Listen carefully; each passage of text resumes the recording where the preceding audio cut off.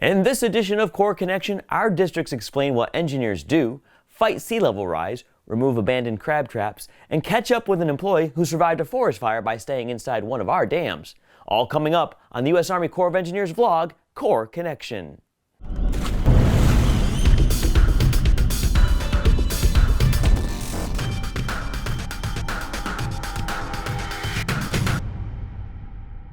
Welcome to the March edition of Core Connection. I'm your host, Patrick Bloodgood. We begin this episode with a harrowing experience for one USACE employee. On Labor Day weekend in 2020, Mike Pomeroy, a dam operator with the Portland District, was forced to do something few would ever think about doing: riding out a raging forest fire in the depths of a USACE dam.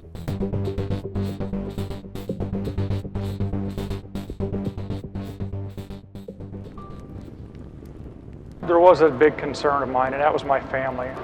I was concerned of what they were going through, and I wished I could get word to them to let them know that I was okay, but I was not able to do that. At the time, we had no communication.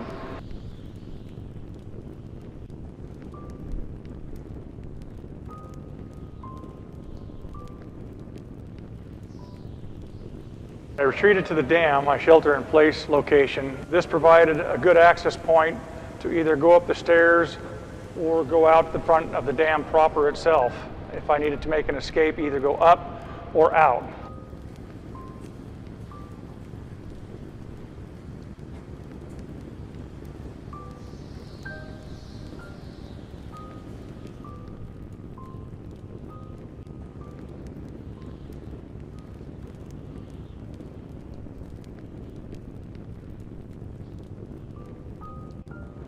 I think I was here probably 40 hours before relief got here. After the relief crew got up here and we were able to assess the condition of the dam, we decided we wanted to get the main generator units back up online. And that's when we went back down out of the mountains, out of the canyons. I just can't say enough for the support and backing that I had.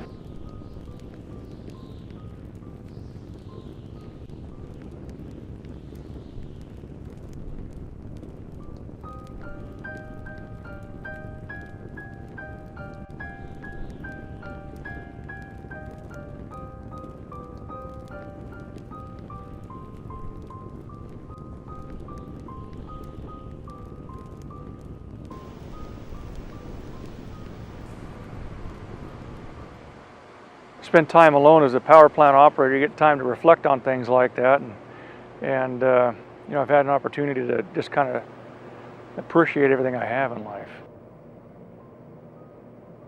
You know, my health, my family, you know, a good job, living in a beautiful area with good people, and I just appreciate so much of that.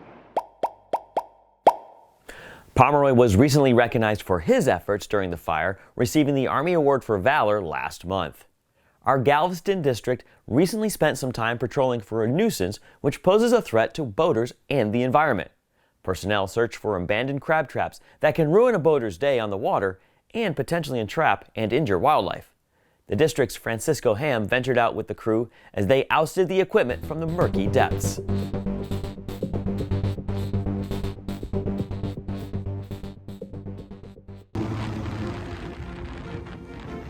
Today we gathered our ranger team from the Houston Project Office, our natural resource specialist, and we got together and went out on a Wallaceville Lake project to look for abandoned crab traps.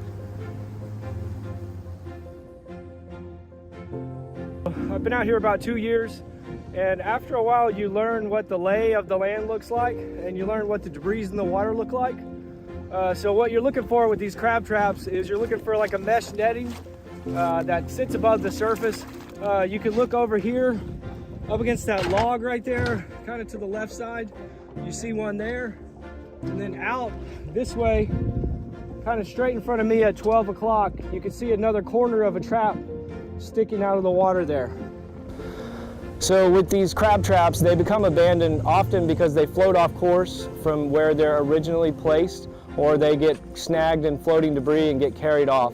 And then over time, they begin to silt into the bottom of the lake here and cause an entrapment risk for wildlife and also become a hazard to recreational boaters and swimmers. So it's important for us to get out and pick these up and make sure that the project is safer for all of our visitors and for our natural resources.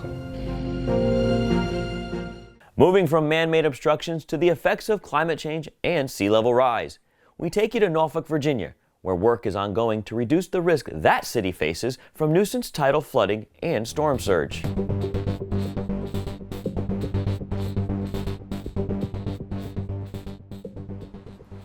The National Oceanic and Atmospheric Administration released a study that found that sea level rise along the east coast of the United States will rise an average of 1 foot by 2050 due to heat-trapping pollution that has already been released into the atmosphere.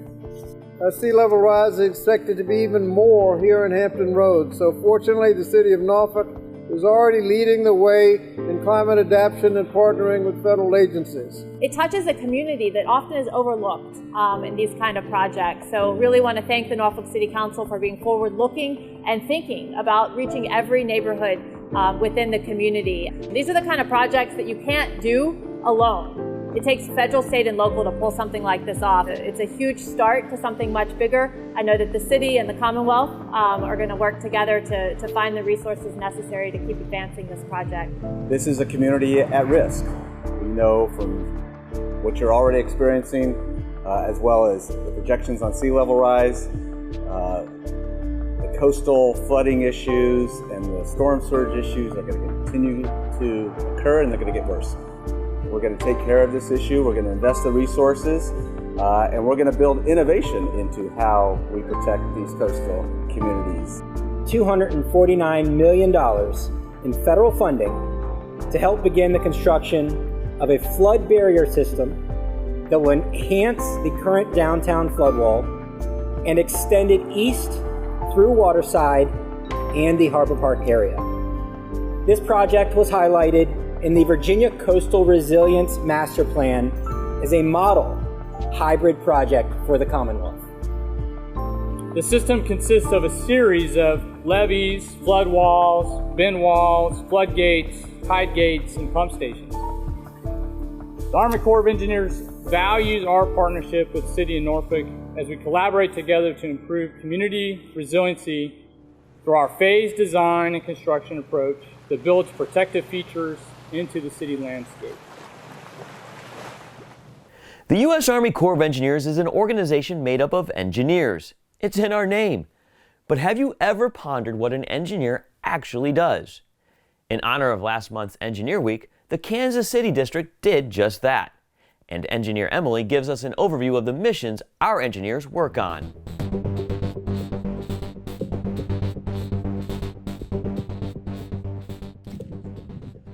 246 years, the U.S. Army Corps of Engineers has been delivering engineering solutions to some of the most complex problems that the nation faces.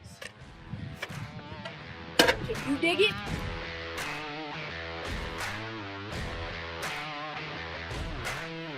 We manage dams. We build levees. We build roads. We stabilize stream banks. We restore ecosystems. We supply drinking water. We provide water recreation. We produce hydropower. We build bridges. We create and maintain navigation. We build airplane hangars. We build Department of Defense buildings. We help other nations with their complex problems. That's just to name a few. That's what engineers do. I'm Engineer Emily, and I approve this message. Now, of course, USACE isn't just made up of engineers, professionals from scientists, real estate professionals, lawyers, and a whole host of other occupations work to support the missions the U.S. Army Corps of Engineers performs. And with that wraps up this month's edition of Corps Connection. Come back next month as we continue to bring the information on what your U.S. Army Corps of Engineers is doing to make our nation more resilient. Until then, I'm Patrick Bloodgood, and this has been Corps Connection.